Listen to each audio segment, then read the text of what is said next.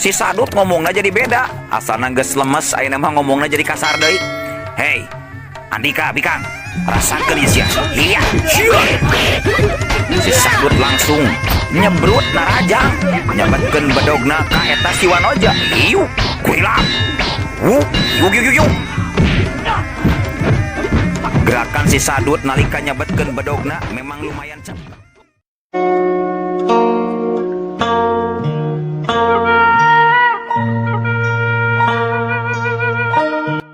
Assalamualaikum warahmatullahi wabarakatuh. Wadia balad ATE official di mana wae ayana. Alhamdulillah wa syukru ala ni'amillah. Urang sadayana tiasa patepang deui dina acara anu matuh kamemet urang sadayana. Nyatana dina pagelaran dongeng Sunda jejer carita Si Getih. Tekaraos ayeuna parantos bagian ka-20 deui. Ieu dongeng Si Getih karangan Yasana Rudi Yansah ti Palihan Garut. Atuh sumangga kanu teu acan subscribe geura subscribe heula. Ngarah langkung pogot sareng sumangat kasih mamang anu nyendak ieu dongengna. Langkung saena upami di like, di komen, komo upami di share anu saseueur-seueurna. Ngarah langkung seueur deui anu ngiringan manco ieu jejer carita Si Getih. Atuh kukitu kukieuna ngarah teu nyangkolong teuing kana waktos sumangga urang lajengkeun deui kumaha cucungna ieu carita Si Getih bagian anu ka-20. Sor cikopi betot simbutna tarikan tali kolorna tumpak dungdung des.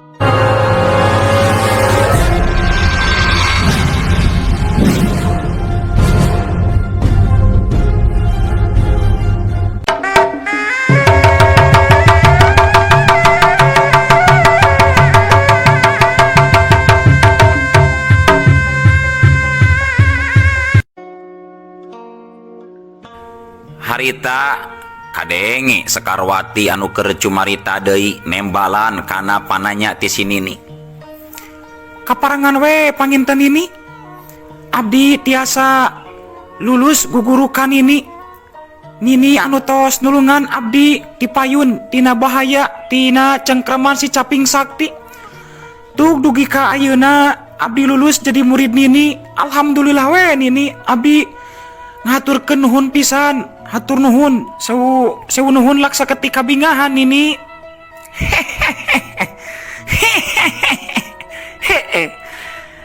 Akur sarnyi hampura we Nini, lamun salila ieu Nini ngalatih maneh teh loba suntuk sentakna. Ari kitu teh mah Nini teh nyaah ka maneh teh sarnyi. Sabab Nini embung maneh kudu dianggap deui lemah, kudu jadi lalaki. Komo pada ngahina ku pangkat lalaki masarnyi. Jeung maneh lain erek neangan jalma anu ngaran Kartiwa lain ayeuna teh. Tah, ayeuna geus waktuna sarnyi. Maneh pikeun neangan eta jajakan ngaran Kartiwa teh. Jeung carana mah kumaha maneh we anu boga maksud kitu tah sarnyi. Mohon pisan atuh Nini. Ari kitu mah abdi teh kalintang bingahna Nini. Yen abdi atos lulus ngalap ilmu buhun ti Nini. Ilmu ombak lamak, katut ajian, raga malela. Ilmu pamungkas Nini kiwari parantos tiasa kacangking sapinuhna ku diri abdi Nini. Nanging abdi teh ngawiyat Nini. Salabi abdi lunta teh Nini kedah sehat we sapapaosna sareng panjang yuswa Nini. Sing tiasa ngajagi kana kasehatan sareng kasalamatan Nini.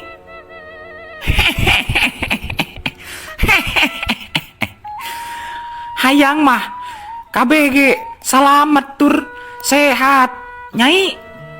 Hirup teh sapanjangna hayang cager jeung bager. Ngan urang teh ngadoakeun manggeus, ngusahakeun jeung ikhtiar manggeus. Nyari geus kitu mah kumaha ceuk pangeran we. Da urang mah dar maning hirup teh dar maning wayangan wungkul, usik diusikeun, malik dimalikeun ku dalang sarnyi. Lamun maseg urang keuna ku musibah, deuh eta mah geus takdir. Sedangkan ari takdir sing inget sarnyi. takdir teu bisa disinglar kadar, teu bisa dipungkir. Titis tulis di ajalina kulak canggem ti pangeranana, goretan ti Lauhul Mahfuz nasarnyi. Yang penting urang mah sing ikhtiar, sing bisa ngusahakeun diri jeung ngajaga diri. Anapun lamun mah teu sesuai jeung kahayangnya, eta mah tinggal tawakal we ka Gusti Allah anu widi sarnyi. Atuh ayeuna lamun ini kudu panjang deui umurnya syukur. Henteu meureunan geus waktuna, mata kitu oge. Ayeuna mah nini mi HP ka maneh sarnyi. Eta ilmu prak geura pake jeung manfaatkeun. Keur kana kahadean, bral geramiang. Sing lancar pamaksudan tong malang kan ini. Dangke oge maneh teh bakal apal karena kejadian-kejadian anu tumiba kan ini. Sok ulah loba mikiran ting nini, ulah melangkan ini geramiang ayeuna mah geulis. Muhun atuh nini, upami kitu mah abdi saja pamit we nini ayeuna. Sareng piduana nini kangge abdi pamugia salamina tetep digampilkeun sareng dina kaayaan sehat walagri. Satuluyna nini nya didoakeun pisan ku nini, didoakeun pisan. Sanggeus kitu mah duanana diselang ku silih rangkul tanda rek paturai. Tur biheung teuing iraha panggihna deui. Sekarwati terus weh pamitan kanini Ambu Surisari Nursari. Sekarwati jeung Nini Ambu Nursari teu wudu duanana pada ngaheuas jeung ngecelakeun cai mata, ngalas meureunnya maksudna. Sabab kudu papisah antara murid jeung guru anu lilana ngan ukur 4 kali 5 bulan babarengan. Tapi dalah kudu kumaha deui. Sabab papasten alam kahirupan mah memang kitu kuduna. Aya beurang pasti aya peuting, aya caang pasti aya poek, aya patepung pasti aya papisahan oge. Kitu jeung kitu satuluyna. Patali jeung takdir moal bisa dipungpang ku manusia. Sakumaha gedena kahayang, sakumaha gedena kemampuan, tapi tetep kemampuan jeung kahayang eta moal mampu ngaruksak jeung ngarurugeun kana benteng-benteng takdir ilahi. Sekarwati terus lempang kalandeuhkeun harita teh. Mudun nurugtu ninggalkeun wewengkon carik dumuk matuhna Nini Ambu Nursari. Salila ieu manehanana cicing renggenek salila 4 kali 5 bulanna digayuh jeung diatik ku Nini Ambu Nursari. Kalawan dibarengan ku patekadan anu kuat harita teh. Sekarwati terus lempang mapayan jalan satapak pikeun terus neangan kartiwa sugannya hirup keneh. Sajeroning keur lumampah Sekarwati ngagalecok sorangan dina jero hatena. Aing mah yakin Kang Kartiwa teh ayeuna memang hirup keneh. Jeung aing leuwih ti heula kudu bisa manggihan si Caping Sakti atawa si Unggara si Pancasona. Sabab memang maranehanana duaan anu geus ngabalukarkeun diri aing jeung Kang Kartiwa jadi papisahan teh. Ceuk Sekarwati dina jero hatena nalika keur ngareureuhkeun kacape dina hiji tempat anu masih aya di wilayah Pileuweungan. Ngadengklangkeun awakna kana tatangkalan diuk dina luhureun jukut garing. Manehanana terus nyarandekeun awakna kana tatangkalan. Bari neuteup ka jalan anu baris disorang ku dirina. Ngarasakeun hiliwirna angin leutik pasosore. Harita Sekarwati saking ku nikmatna leureuh dengklang dina tatangkalan diuk dina luhureun jukut garing. Bari ditiup ku hiliwirna angin sore manehanana jadi meureuleuk heuai nundutan. Ngan tapi nalika Sekarwati keur nundutan seperti kitu ujug-ujug kadenge aya sora anu pating ak-ik-uk curelat jeleng korobas ngadadak tinu bala kadenge aya sora anu ngagorobas jeung sora anu ak-ik-uk disada sarta katingali aya hiji jirim anu ngajorelat tuluy pancu hareupeun Sekarwati tangtunganana hiji jalma tapi awakna pinuh ku bulu harita teh katutupan ku baju kalakuanana teu jauh beda sapertikeun monyet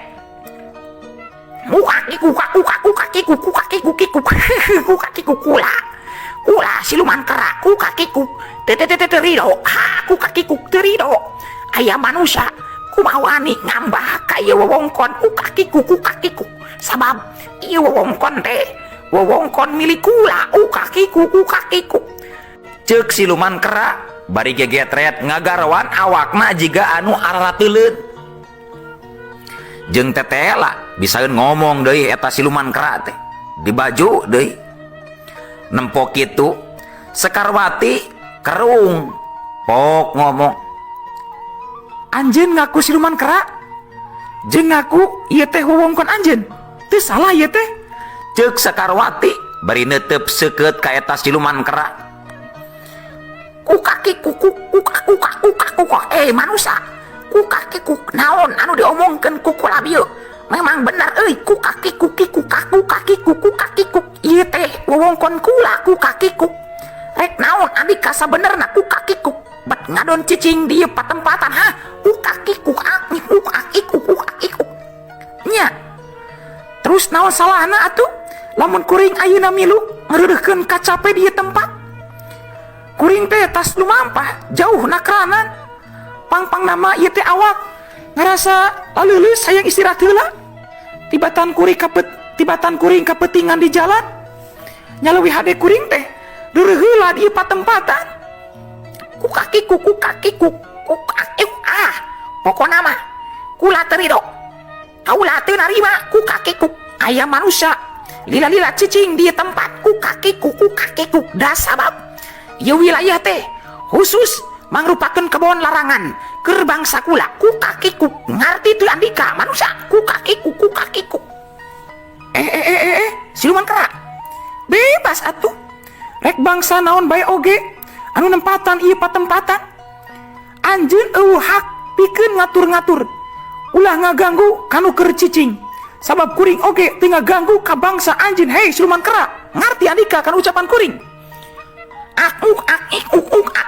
hantu tapi sakitu manusia tapi sakitu anjeun kudu bisa ngalawanan heula kula lamun hayang kacedog di patempatan lamun keukeuh anjeun hayang cicing di patempatan lawan heula kula lamun anjeun anu unggul berarti anjeun anu menang cicing di patempatan kumaha sanggup gitunya heug taya-bayana deuleu kahayang anjeun ku kuring dicumponan ngan kahade siluman kera andika ulah licik ka diri kula kitu tah kadenge ku andika siluman kera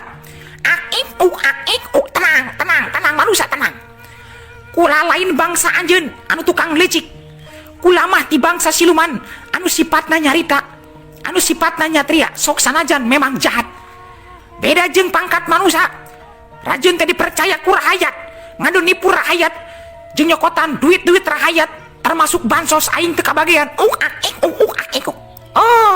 nyahan sok atuh lamun nya kitu geura buktikeun lamun nya mah andika jujur hei siluman kera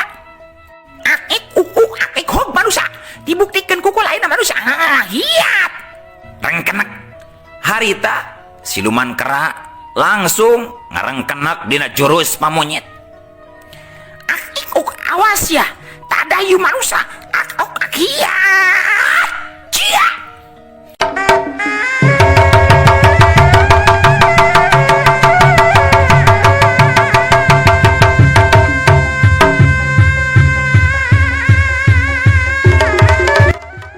jorelat jeleng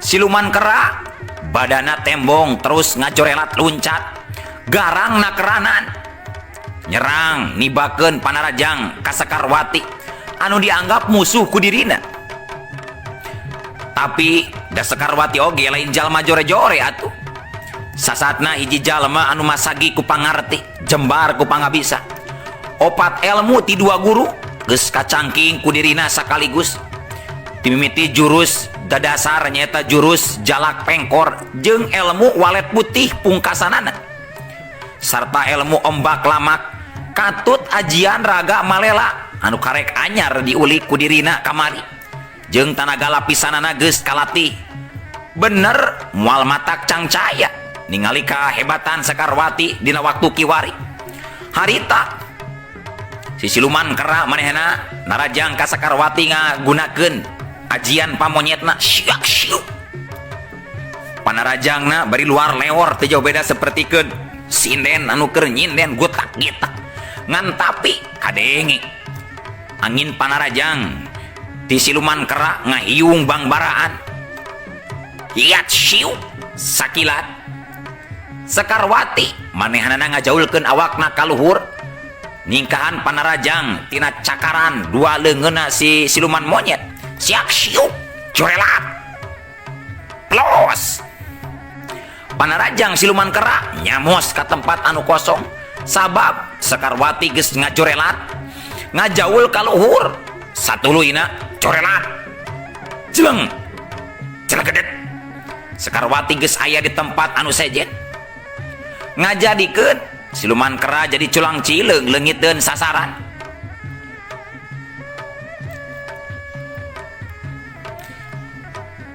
hei siluman kera iya dia kuring mah siluman kera deleh geura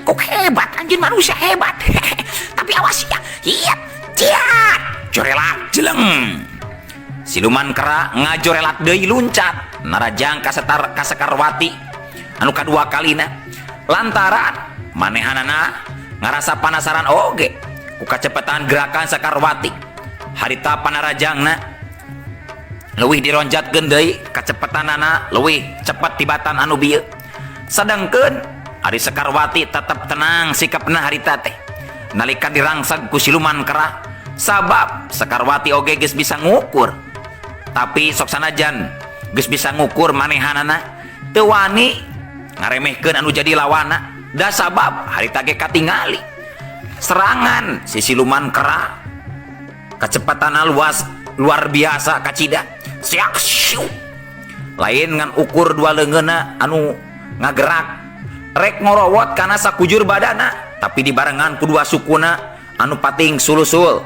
pating blower erek ngahujanan awakna Sekarwati malah harita mangahaja tingkah Sekarwati oge nurutan jika monyet gujlang gajleng tapisna keranan nyingkahan panarajang lawan siak syuk wush plos siak syuk wush plos siak syuk wush plos gulawing celek Sekarwati diuk dina luhur tetangkalan anu jangkung siluman kera beki panasaraneun hatena ganjang nyusul jerimna Sekarwati terus ngalayang ka luhur tapi barang jeung siluman kera tepi ka luhur Sekarwati geus nyampak aya deui di handap harita teh bari diuk dina luhur tunggul garing bari nanggeui gado atuh si siluman kera manehanana jadi kahudang nafsuna akiku bangsat manusia ajeun akiku ka mana sia mangkluk teh hah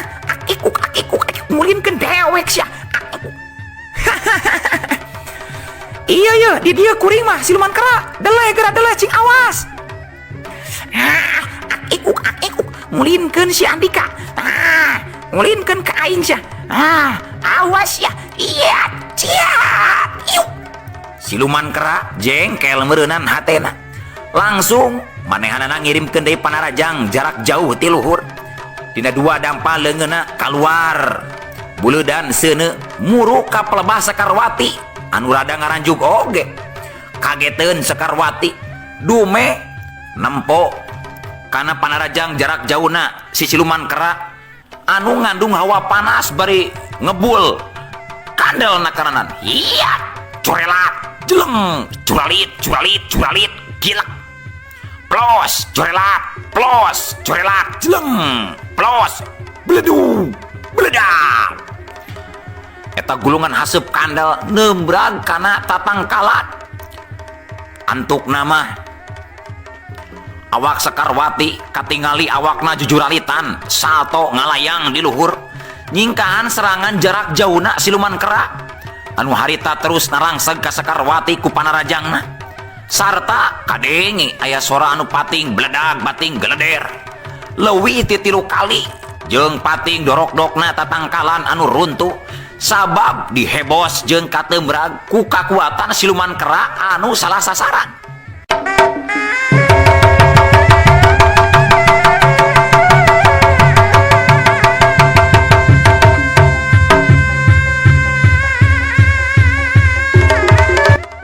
Beuki lila anu tarung beuki ragot wae harita teh tur ti tempat anu rada anggang harita aya sapasang panon anu keur ngawaskeun kanu keur tararu bari ngagarandang ngomong sorangan eta jalma anu keur ngintip teh aduh wano jamana cenah eta teh geulis kitu geulis bari sakti aing jadi penasaran hayang wauh jeung manehanana ceuk eta jalma tangtungan hiji lalaki kasatria gagah awakna ngabrehil sembada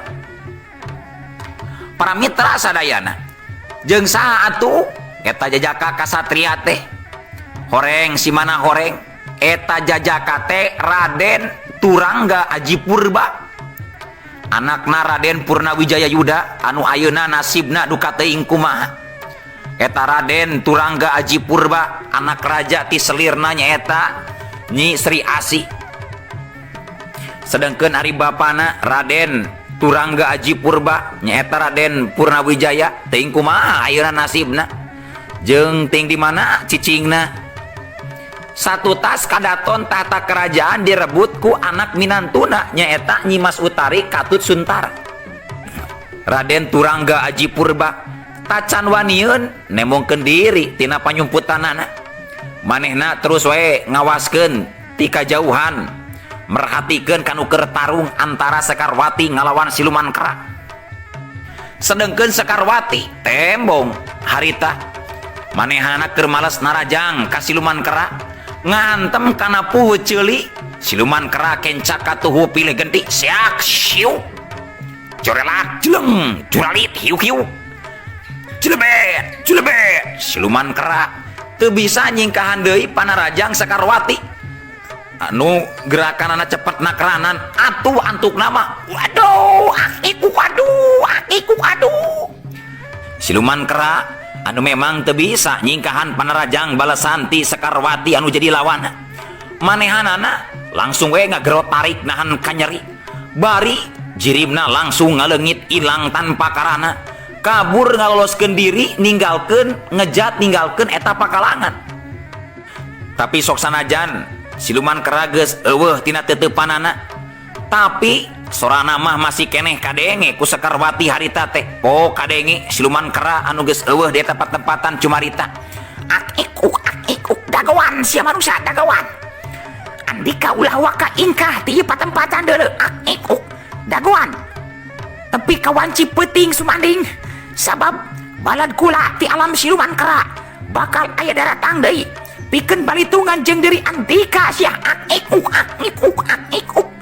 ceuk siluman kera anu ngancam ka Sekarwati ti dituna mah sadengkeun ari Sekarwati manehanana harita teh punten ieu pamirsa nuju serak jadi kieu nya swanten Sekarwati harita teh ngadon terus ngahuleng serta bari gogodeg ngomong sorangan aduh aya deui we ieu mah masalah teh teu itu jol ieu rek ira harengsena atuh ieu dongeng teh duh asa lila-lila teuing teu paralubuh deh ngadongengna bari serak ieu masih Mamang Agusna sieun kabur baroseun we anu maracana jeung anu manco ngadengikeunana tapi teu nanaon ketang memang geus kieu kuduna lalakon hirup aing teh meureunan ayeuna mah kuring nulikeun lampah we kitu nya neangan ka Kang Kartiwa di mana atuh anjeun teh ayeuna Kang Kartiwa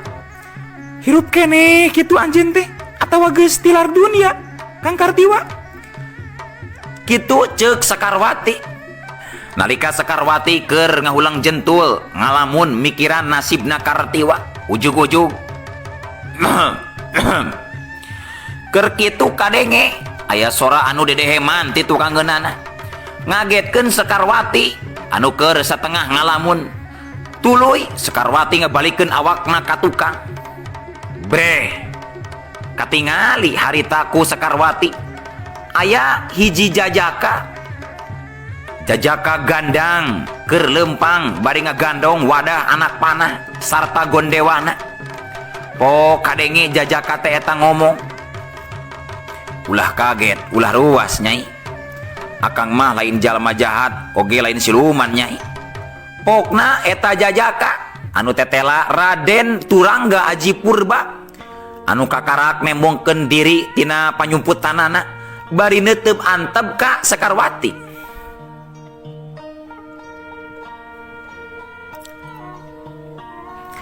Gancang Sekarwati nembalan, Nya teu naon, kuring teu kaget oge kuring teu ruas. Tapi anjeun teh saha sabenerna? Aya perlu naon bet ngintip diri kuring? Tadi nalika kuring keur adu hareupan ijeun jajaten ngalawas siluman kera. Ulah kaget andika oge. Sabab kuring nyaho tita tadi mula memang aya jalma anu ngintip ka diri kuring. Horeng anjeun jalmana geuningan, sok aya naon sabenerna? Ceuk Sekarwati tumanya bari tetela Sekarwati geus nyahoan deui ka jalma nu ngintip nyaeta Raden Turangga Aji Purba. Nepangkeun nyai, akang anu katelah mah Turangga Aji Purba nyai. Jawab Raden Turangga Aji Purba, pondok jawabanana. Sekarwati tembong manehanana ngahuleng sakedeung bari tuluy mikir, Turangga Aji Purba, aing jadi asa kaingetan ku eta ngaran. Nah bener kitunya, manehanana teh anakna Nyi Mas Sri Asih, urut pamajikanana Juragan Karmun. Lamun nya teh bener anakna Nyi Mas Sri Asih, rek ditanya ku aing ayeuna di mana indungna ayeuna ayana. Ceuk pikirna Sekarwati anu memang masih keneh ingeteun kana janjina. Pikeun nulungan Juragan Karmun anu anakna keur gering parna nyaeta Wulandari. Raden Turangga Aji Purba milu kerung tarangna kurang kerung, tas dagang karung kaparung, karungna kurang tarangna jadi kerang kerung tarangna Raden Turangga Aji Purba teh sabab nempo Sekarwati bet ngadon ngahulang. Nyai kunaha bet ngahulang seperti gitu sieun ku akang nyai teh atawa kumaha? Henteu Raden, tapi harita Sekarwati manehanana langsung rengkuh hormat bari nyarita. tampi hormat sim abdi Raden. Sareng leres kitu ieu teh salira teh putrana Nyi Mas Sri Asih. Sim abdi mah henteu sieun Raden. Sim abdi mah mung emut ku hiji janji abdi anu patalina sareng keluargi Raden. Ai ulah nyembah kitu atuh ka akang mah nyai. Sabab akang mah lain raja. Jeung nyebatna oge tong make Raden sagarupa nyai. Sebat we akang gitu. Jeung memang nya akang teh anakna Nyi Mas Sri Asih sarta apal ti saha eta nyai. Bet nyaho kana rundayan keluarga akang sagarupa utamana ka indung akang ngaranna Sri Asih.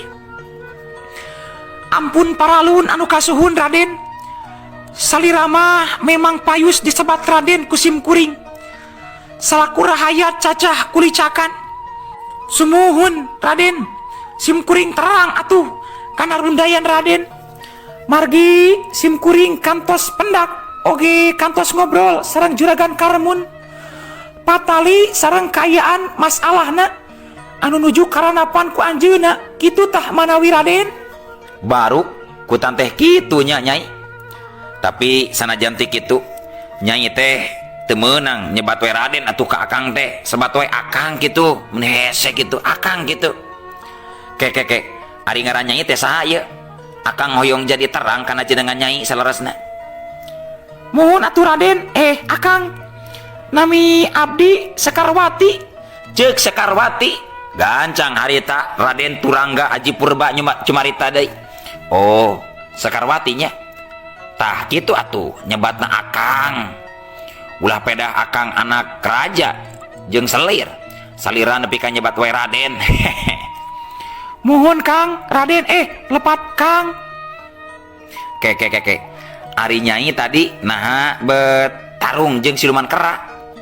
Nah naon cukang lantaranana anu ngalantarankeun Nyai nepi ka tarung patutunggalan jeung siluman kera. Akang jadi hoyong terang cik radongengkeun Nyai ka Akang. Raden Turangga Aji Purba betul euy nyoksrok jero harita teh loba nanya ka Sakarwati, malah lamun seug kudu dibejer beaskeun mah Raden Turangga Aji Purba teh aya hate kadua leutik ka Sakarwati ti mimiti manehna nempo kagelisan Sakarwati. Nyeta karuh Kang, aya we pimasalheun teh Kang. Satadi nama abdi teh rek reureuh di patempatan teh Kang, tapi bet dilarang jeung ulaheun ku siluman kera. Nepi ka siluman kera ngajak ngadu jajaten ka diri abdi kitu ta Kang. Eleuh kutan teh kitu nya. Oh nya Nyai, ti tadi urang teh ngobrol bari ngajajan nangtung kieu asa canggel Akang mah teh. Hayu ah urang bari cali heula Nyai.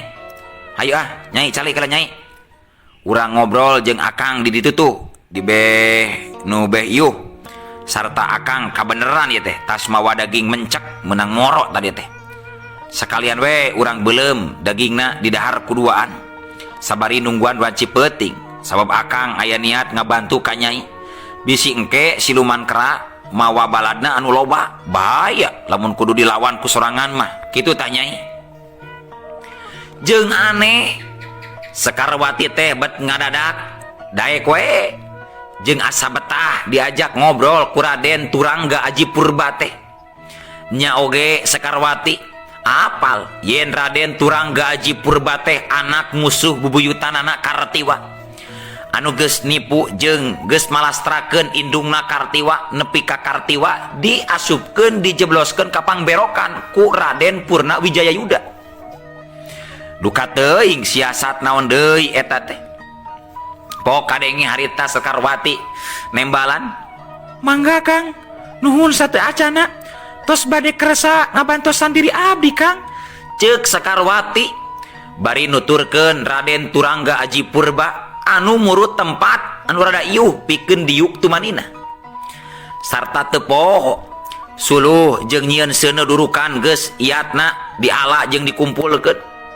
Sakarwati diuk rada pajauh yang hareupan seuneu durukan bari ngabulak-balikeun daging mencek anu keur dibeuleum meunang nyacag jeung ditiiran bararadag harita teh ku Raden Turangga. Reup langit geus reup-reupan mimiti reup-reupan maju kapoek tandaning wanci peuting tereh sumanding. Tur dina waktu anu sarua di tempat sejen harita teh nyaeta di kerajaan Bagendit. Di kerajaan Bagendit kiwari teh keur harengheng ku hiji masalah anu pohara rongkahna. Ari sabab rahayat Bagendit kabeh bet naruduh ka pihak karaton karajaan. Cenah sumur kadupaan winarung teh aya anu aya ngaracunan. Ceuk beja anu saliwat diracunan ku pihak karaton ngajadikeun sabagian rahayat anu karacunan jeung maranaot ngadadak maraotna teh satu tas ngala atawa nginum cai ti sumur kadupaan. Ngan tapi dina waktu keur kitu ujug-ujug eleuh waktosna kabujeng seep wadia balad keun atunya insyaallah enjing pageto urang lajengkeun deui. Hayu ah.